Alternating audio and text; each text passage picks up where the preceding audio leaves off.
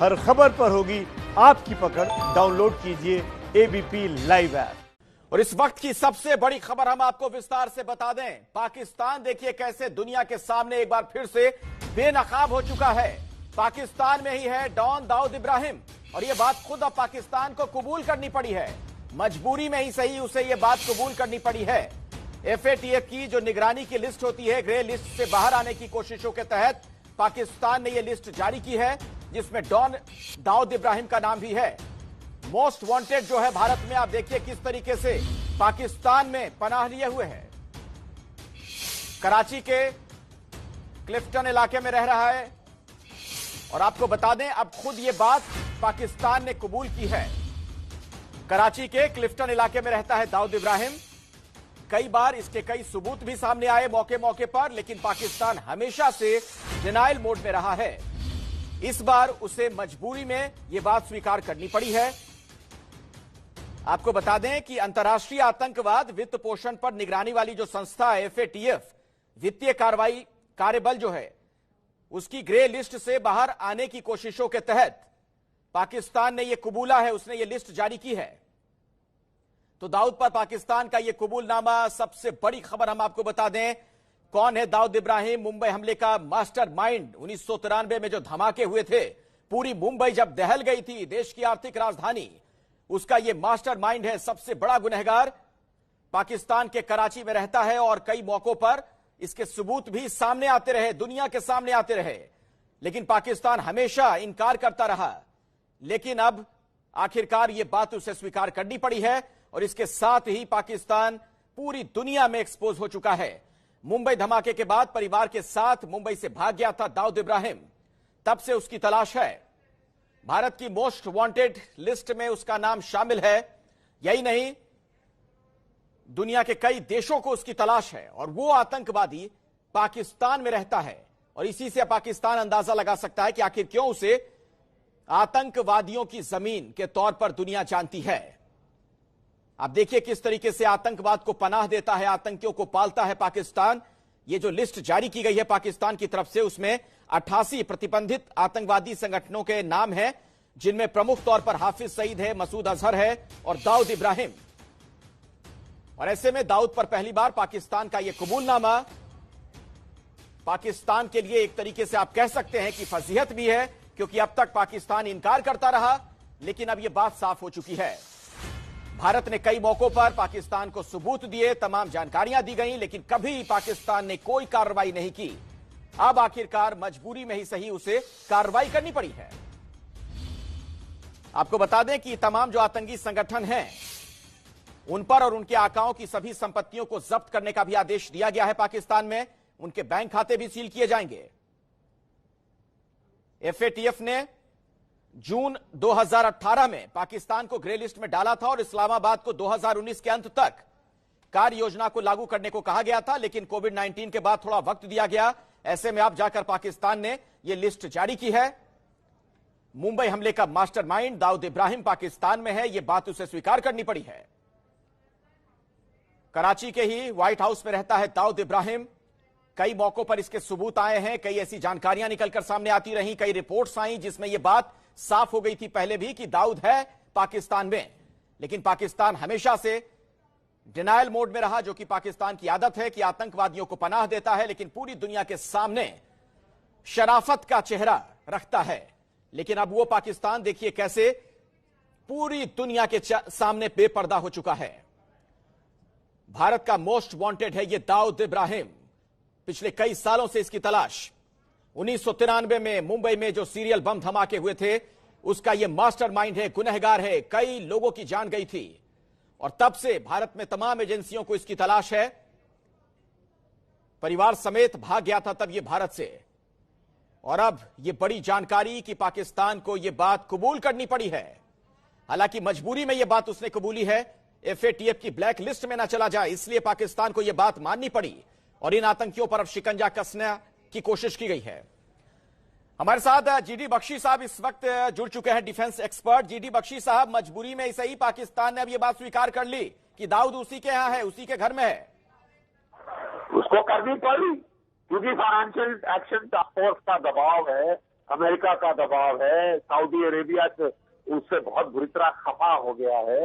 लेकिन हमारे यहाँ पे तो झगड़ा होना शुरू हो जाता है कि उसने कबूल कर लिया। हाफिज सईद का कबूल नहीं किया उसने, जाकिर रहमान उसकी टेरिटरी में है, हाफिज सईद उसकी टेरिटरी में है, मसूद अजहर उसकी टेरिटरी में है, और वो ग्लोबली डेजिग्नेटेड टेररिस्ट है। क्या एक्शन लिया है उसने उनके खिलाफ? आपको एक्शन खुद लेना पड़ेगा। जब तक आप खुद नहीं लेंगे और आप इंतजार करेंगे कि वो लीगल कार्रवाई करेगा इनके खिलाफ, अपने सबसे बड़े मोहरों के खिलाफ, तो हम तो ककू लैंड में रह रहे हैं, लाला लैंड में रह रहे हैं जी। हमको खुद जैसे जो अमेरिका ने किया था ओसामा बिन लादेन के साथ, जब तक वो हम करने की काबिलियत नहीं हासिल करते, ये सिर्फ अपने आप को संभावना देने की बात है कि उसने कबूल कर लिया कि वो है जी। वो उसने कबूल किया है कि हाफिज सईद है, मसूद अजहर है, जकीर रहमान लखवी है, कितने सैकड़ों टेररिस्टों की तो ये लिस्ट है, ग्लोबली डेजिग्नेटेड टेररिस्ट। एक्शन क्या लिया है बख्शी साहब? एक्शन क्या लिया जी बख्शी साहब, यही बात है, बिल्कुल आप सही कह रहे हैं कि दरअसल ये बात साफ हो गई है कि अब ये तमाम आतंकवादी पाकिस्तान में हैं और कई मौकों पर इसके सबूत पहले भी आते रहे। आप सही कह रहे हैं। तो अब जरूरत इस बात की है कि पाकिस्तान कार्रवाई करे, और अगर पाकिस्तान कार्रवाई नहीं करता है तो भारत को क्या करना चाहिए फिर? भारत को कार्रवाई करनी चाहिए जो अमेरिका ने ओसामा बिन लादेन के खिलाफ की थी। भारत को उसका खून गिराना चाहिए, भारत को उसके खिलाफ काइनेटिक एक्शन लेना चाहिए। क्योंकि अगर पाकिस्तान नहीं लेगा तो हमें करना पड़ेगा। अगर उसका नियंत्रण में नहीं है उसकी सॉवरेन टेरिटरी, और वहां से ये जो है ये बीच लोग जब चाहे जहां चाहे भारतवर्ष में लोगों को मार सकते हैं, नुकसान कर सकते हैं और हंसते हुए अपने घर जा सकते हैं, तो वो तो फिर तौहीन हमारी है। We will have to take action. जी बहुत बहुत शुक्रिया जी बख्शी साहब हमारे साथ जुड़ने के लिए, और हमारे सहयोगी आशीष कुमार सिंह भी इसी खबर पर और अधिक जानकारी के साथ आ चुके हैं। आशीष, जरा विस्तार से बताएं, और कुछ पता चल पा रहा है क्या? देखिए अखिलेश, जैसा मैं आपको पहले कह रहा था कि ये एफएटीएफ का दबाव है जिसकी वजह से पाकिस्तान को ये करना पड़ रहा है। पहले पाकिस्तान लगातार इतने डॉसियर्स दिए हमने साल दर साल, चाहे जिसकी भी सरकार रही हो, लगातार इसको रेज किया गया कि कराची में है, क्लिफ्टन रोड पर रहता है दाऊद इब्राहिम, और इसके खिलाफ कार्रवाई करनी चाहिए, भारत को सुपुर्द करना चाहिए। लेकिन पाकिस्तान ने अभी तक एक बार भी इस बात को माना नहीं था। पहली बार हम कह सकते हैं कि ब्लेटेंट एडमिशन है पाकिस्तान का, एफएटीएफ का दबाव है। और इसके अलावा जो मैं आपसे जिक्र कर रहा था कि मुझे याद है डॉक्टर मनमोहन सिंह ने दौरा किया था अमेरिका का, उस समय बराक ओबामा राष्ट्रपति हुआ करते थे। उस दौरान इस बात पर सहमति बनी थी जब स्ट्रैटेजिक रिश्तों को आगे बढ़ाया गया था कि डी कंपनी को डिसमेंटल करने के लिए भारत और अमेरिका मिलकर के पाकिस्तान पर दबाव बनाएंगे। इसके बाद सुषमा स्वराज ने अमेरिका का दौरा किया था, उसमें भी ज्वाइंट स्टेटमेंट में इस बात का जिक्र किया गया था। प्रधानमंत्री नरेंद्र मोदी जब वहां गए तब भी इस बात का जिक्र किया गया। और मुझे लगता है ये जो लगातार प्रेशर को माउंट किया है भारत ने पाकिस्तान पर, वो आखिरकार काम आया है। और पाकिस्तान को कहीं ना कहीं इस बात का डर लगा है कि दुनिया में वो आइसोलेट होता जा रहा है टेररिज्म को लेकर के, चाहे जिस भी वर्ल्ड फोरम की हम बात करें। और उसके बाद आखिरकार कहीं वो ब्लैकलिस्ट ना हो जाए एफएटीएफ की अगली सेशन में। और मुझे लगता है कि इस दबाव में आकर के पाकिस्तान को आखिरकार ये इतना बड़ा कबूलनामा विश्व के सामने रखना पड़ा, और अब ये पाकिस्तान ने मान लिया है कि दाऊद इब्राहिम पाकिस्तान में ही है, और उसको सैंक्शन किया गया है तमाम दूसरे आतंकियों के साथ इस बार। लेकिन आशीष, सवाल ये है कि हाफिज सईद से लेकर मसूद अजहर तक जो भारत के दुश्मन है, मोस्ट वांटेड है, वो पाकिस्तान में है। इसके कई सबूत पहले भी सामने आ चुके हैं, यहां तक कि दाऊद इब्राहिम से जुड़े भी कई सुराग सबूत सामने आए कि पाकिस्तान में वो आराम से रहता है, घूमता फिरता है। इसके बावजूद कोई कार्रवाई नहीं की है पाकिस्तान। अब आगे आपको लगता है कि कोई कार्रवाई करेगा? देखिए, ये कार्रवाई की शुरुआत है। जब इंटरनेशनल बॉडीज इतना ज्यादा प्रेशर बनाने लगे, मुझे लगता है कि इसको आप भारत की बहुत बड़ी उपलब्धि के तौर पर देखें कि पाकिस्तान को इस कदर इंटरनेशनल स्टेज पे अखिलेश अब आइसोलेट कर दिया भारत ने कि एफएटीएफ जैसी जो ग्लोबल ऑर्गेनाइजेशन है, जो कि टेररिज्म की फाइनेंसिंग को लेकर के बड़े बड़े कार्रवाई करती है, देशों की अकाउंटेबिलिटी फिक्स करती है, वो जब इस कदर दबाव बना रही है, अमेरिका इस कदर दबाव बना रहा है भारत के साथ मिलकर के पाकिस्तान पे, तो ये भारत की जीत है। जो पाकिस्तान पहले कार्रवाई नहीं करता था, जिसका आप जिक्र कर रहे हैं, अब पाकिस्तान को कार्रवाई करने के लिए मजबूर होना पड़ रहा है। और इस कदर मजबूर होना पड़ रहा है कि पाकिस्तान को औपचारिक तौर पर विश्व पटल पे अपनी सैंक्शन लिस्ट में दाऊद इब्राहिम का नाम डालना पड़ रहा है। मुझे लगता है कि दबाव के तहत कार्रवाई की शुरुआत है और भारत सरकार की यह बहुत बड़ी जीत है। अखिलेश बिल्कुल, और हमारे साथ प्रणय उपाध्याय भी इस वक्त जुड़ चुके हैं, हमारे एक और सहयोगी। और प्रणय, बात वही जो आशीष कह रहे हैं क्या हम इसे इस तौर पर देख सकते हैं कि भारत के लिए एक बड़ी कूटनीतिक जीत है, क्योंकि जो पाकिस्तान दाऊद इब्राहिम को लेकर डिनाइल मोड में हमेशा रहा, अब खुद यह स्वीकार कर रहा है कि हां, उसके यहां है दाऊद इब्राहिम।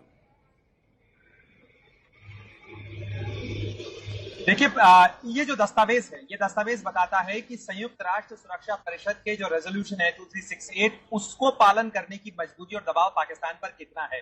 सिक्योरिटी काउंसिल और United nation security council act 1948 के इंप्लीमेंटेशन के तहत अखिलेश इस दस्तावेज को जारी किया गया है।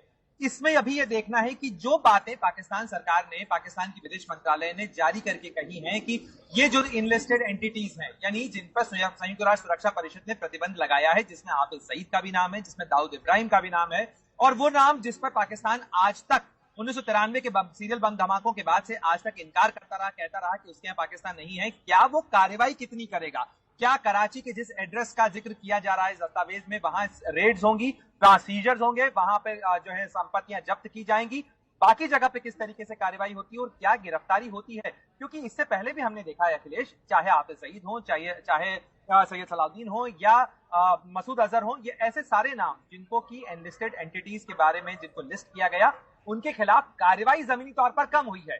इसलिए ये देखना होगा कि कहीं ये एक दिखावे की कार्रवाई तो नहीं। लेकिन जहां तक भारत सरकार के पैरवे का सवाल है, भारत सरकार के रुख का सवाल है, निश्चित रूप से जिस तरीके का जिक्र आशीष भी कर रहे थे, जिस तरीके से भारत लगातार एक मुहिम के तौर पर इस मामले को उठाता रहा है। अगर आपको ध्यान हो तो इस मामले में संयुक्त राष्ट्र सुरक्षा परिषद में इस मामले को ले जाने तक, वहां पे प्रतिबंध सूची के अंदर इन सारे एंटिटीज, यानी इन लोगों के, इन संगठनों के नाम दर्ज करवाने से लेके अंतर्राष्ट्रीय स्तर पर इस चीज को लेकर दबाव बनाने तक लगातार भारत इसका प्रयास करता रहा है कि पाकिस्तान इस पर कार्रवाई करे। अब एफएटीएफ की मजबूरी, अंतर्राष्ट्रीय स्तर के ऊपर पाकिस्तान की खस्ताहाल अर्थव्यवस्था की मजबूरी के मद्देनजर ही सही,